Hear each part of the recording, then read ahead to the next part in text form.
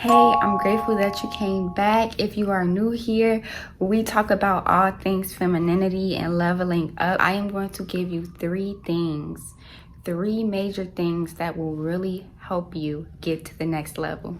Look at it, mama, man. Look at it. Remove yourself of all vices, any negative habit that you use to feel better. Mine, for example, was drinking. Drinking is not only a way to loosen up and have fun, but drinking quieted my social anxiety. I had a little bit of social anxiety and being shy around people. So when I drank, I was able to just freely talk to people, freely be myself. Another thing that people can cling to is smoking, doing the nasty.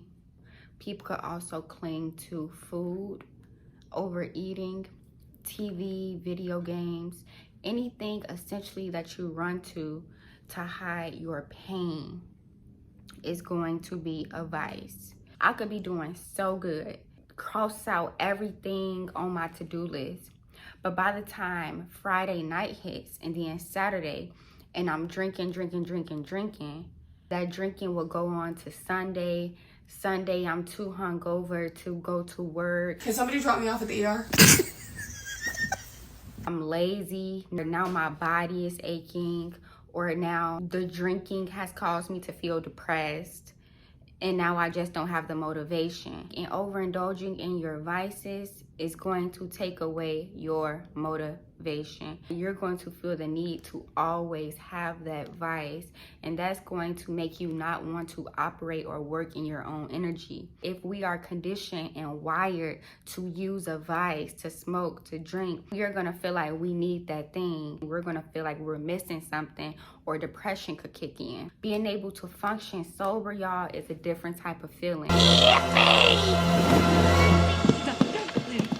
We can do things naturally. If you want to get into that state of flow, that state of moving, you will have to release or let go of that vice for a while.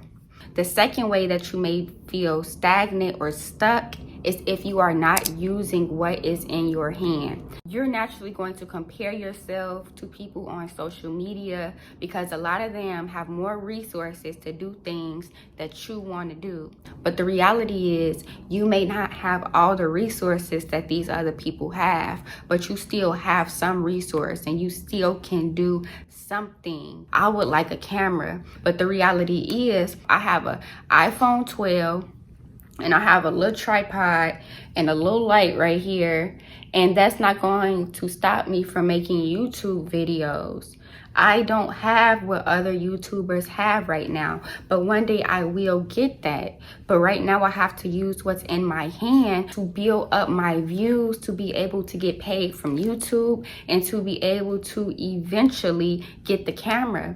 Now, if I allowed the fact that I did not have a camera to stop me from recording YouTube videos, I will never be able to afford that camera. You gotta make some shake small so that you can make some shake big. You can't just get big yet. You have to work with what you have. You have to work with what is in your hand. If you want to be a fashion influencer, you may not be able to shop off of Fashion Nova right now. What you can do, go around the corner to the beauty supply store and find a little set for $10, or do your makeup different, your hair different, and take a picture. Whatever you have, use it. Maybe, God forbid, you lost a parent or you don't have any type of guidance or mentorship in your life. So you're like, how can I get to the next level without mentorship? We have YouTube. Go on YouTube, find somebody in your field that's doing what you want to do, and watch them every single day and pretend like that's your mentor. Take mental notes from them. Be consistent like them. Show up like them until you're able to come into your own self. There's no excuse for you not to do what you need to do. You just have to keep at it. You can't be embarrassed. You have to start somewhere. You have to start somewhere. You find what you can do right now to get to where you want to be in the future. The third thing that you should do to help you move and get out of that stuck space is to stop praying out of a place of desperation. A lot of my prayers, I didn't get it when I was sitting there crying and crying and crying. In fact, I could not really hear him. I was crying from a place of complaining, of feeling like, God, why me? Why don't I have this? Why can't I get this?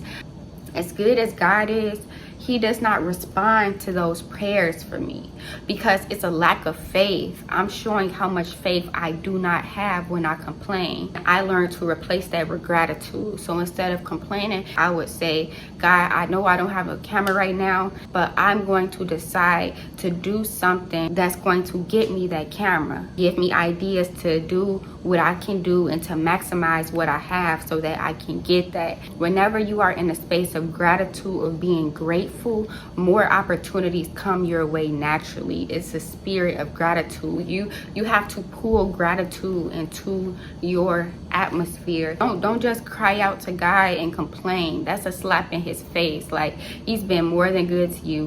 He's giving you more than you need. You just have to maximize what's in your hand, and I promise he's gonna show you. He gonna double that.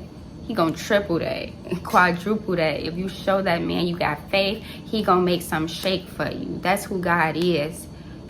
So those are 3 ways that you can get unstuck. Let's overview this again.